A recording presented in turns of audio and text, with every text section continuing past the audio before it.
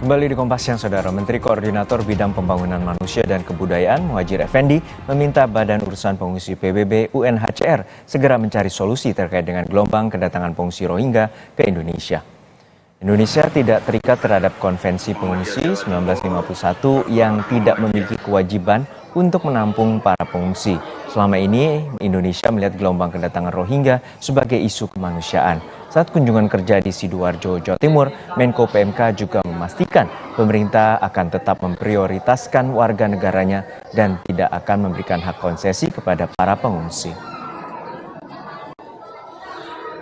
Kita merasa terusik, merasa terganggu, merasa tidak nyaman dengan kehadiran mereka, maka pertama-tama ya harus kita penuhi, kita layani adalah warga negara kita sendiri.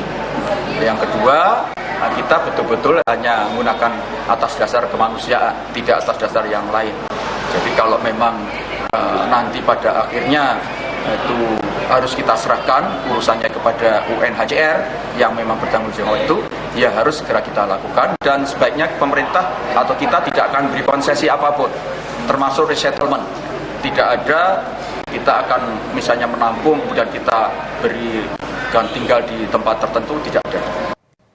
Pihak kepolisian saat ini terus menyelidiki dugaan keterlibatan pengungsi Rohingya yang mendarat di Aceh dalam jaringan perdagangan manusia.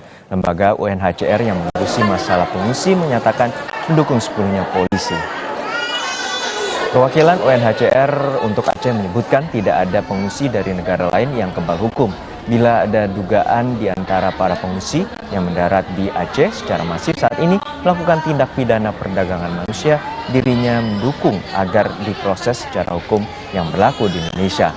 Saat ini ada 3 warga pengungsi yang ditahan karena terlibat TPPO, 1 orang di Lapas Lok Sumawe, Lapas Bener Meriah, dan 1 lagi ditahan di Lapas Aceh Timur. Ketiganya diputus pengadilan terlibat kasus penyeludupan manusia. Dan untuk memantau perkembangan penanganan pengungsi Rohingya, kita sudah terhubung dengan jurnalis Kompas TV, Rizka Devi di Banda Aceh. Rizka, saat ini berapa banyak pengungsi Rohingya yang ditempatkan di pos pengungsian? Ya, Juno dan juga saudara, saat ini jumlah total para pengungsi Rohingya yang berada di Aceh untuk sementara adalah 1.726 pengungsi yang tersebar di 6 titik lokasi, yakni di Pidi, di Biren, kemudian Sabang, Lok Sumawe, dan juga Banda Aceh, serta untuk gelombang terakhir yakni Aceh Timur, di mana gelombang terakhir yang tiba di Aceh Timur ini berjumlah 50 orang dan sempat dipindahkan ke penampungan sementara yang berada di Lok Sumawe, namun lagi-lagi mendapatkan penolakan juga dari warga setempat hingga akhirnya dikembalikan lagi ke Aceh Timur. Kemudian menariknya dari para pengungsi Rohingya di Aceh Timur yang tiba di gelombang terakhir ini, kapal pengungsi Rohingya tersebut tidak dapat ditemukan dan juga 50 orang pengungsi Rohingya tersebut didominasi oleh laki-laki dewasa. Sementara itu di Banda Aceh juga 137 pengungsi Rohingya yang saat ini ditampung sementara di Balai Nusraya Aceh. Hingga saat ini belum ada kepastian dari pemerintah terkait dengan penampungan sementara atau akan direlokasikan kemana para pengungsi yang berada di BNA tersebut. Apakah nantinya akan disatukan dengan para pengungsi yang tersebar di 5 titik lokasi lainnya. Dan hingga saat ini kami masih menunggu keputusan dari pemerintah Aceh, IOM dan UNHCR serta pihak instansi terkait lainnya. Jino. Ya, Rizka, hingga saat ini bagaimana penanganan dari pihak UNHCR bagi para pengungsi Rohingya dan sudah berapa banyak petugas yang bertanggung jawab di sana? Ya, memang sementara dari pihak UNHCR memang kita bisa melihat di lokasi bahwa memang ada kontribusi dari UNHCR tersebut dari di lokasi di BMA, di Balai Nusraya Aceh. Memang sejak dari hari ditampung pertama di BMA, pihak UNHCR sudah berada di lokasi untuk memfasilitasi kebutuhan dasar para pengungsi Rohingya tersebut, mulai dari makanan, minuman, dan juga fasilitas lainnya, serta Di sana juga para pengungsi tetap dikawal oleh tim medis dari pihak pemerintah dan juga ada IOM, serta ada beberapa warga juga yang dari kemarin ikut membantu secara pribadi memberikan bantuan baik itu pakaian layak pakai dan juga susu serta perlengkapan bayi dan juga untuk kebutuhan air bersih para pengungsi Rohingya saat ini kurang lebih 8.000 liter per harinya dan kemarin ada juga warga yang membawa 5.000 liter air bersih ke tempat penampungan air di BMA.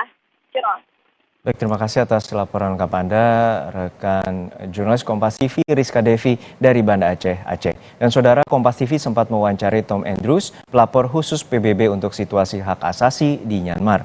Dalam pandangannya, penolakan Rohingya di Indonesia karena adanya kesalahan informasi dan kurang pahamnya warga tentang kejahatan kemanusiaan terhadap Rohingya. Ia juga berharap negara sekitar Myanmar bekerja sama untuk membantu warga Rohingya dan menyelesaikan krisis ini. Berikut kutipan pernyataan dari Tom Andrews. Well, I've had the privilege of meeting many wonderful Indonesian citizens who care about those who are being persecuted and attacked, not because of anything that they have done, but because of who they are and the God they pray to. The Rohingya have been setting off on perilous journeys across the sea because they are desperate. Desperate because they were attacked as members of a persecuted Muslim minority in Myanmar, and desperate because of the terrible conditions that they have faced in refugee camps in Bangladesh. I understand that there are those who are engaging in hate speech and misinformation about these desperate Rohingya families who are coming to shore in Indonesia. But from my experience, most Indonesians are fair-minded, caring people who have sympathy for these Rohingya victims and understand that they have taken perilous journeys at sea, not because they wanted to, but because they are desperate and see no alternative. I have spoken to Rohingya families who have taken such a journey, and they made clear to me that for them, it was a matter of life and death. Indonesia should be commended for recognizing in your constitution the right to seek asylum. But the government of Indonesia needs and deserves support as it seeks to save lives. That is why UN agencies and other partners are on the job at Indonesian disembarkation sites, working with authorities to provide protection and assistance to those who have disembarked. In fact, more than 75% of those disembarking are women and children. Number one, address the root cause of this crisis and hold accountable those who are responsible for the genocidal attacks that sent hundreds of thousands of Rohingya running for their lives over the Myanmar border. The Myanmar military. They are the root cause of this crisis. Provide Bangladesh with the support that they need and deserve to provide Rohingya humane, livable conditions. Only a fraction of what Bangladesh needs to support the Rohingya is being provided by the international community. There is an urgent need for nations in the region to work together toward a regional solution to the plight of those Rohingya who are in peril at sea. No one state, including Indonesia, should be expected to take this responsibility on alone. Coordinated efforts should include a robust search and rescue operation and support for those nations who provide these desperate Rohingya families with the help that they need. Beralih ke informasi lain, Saudara, Komite Nasional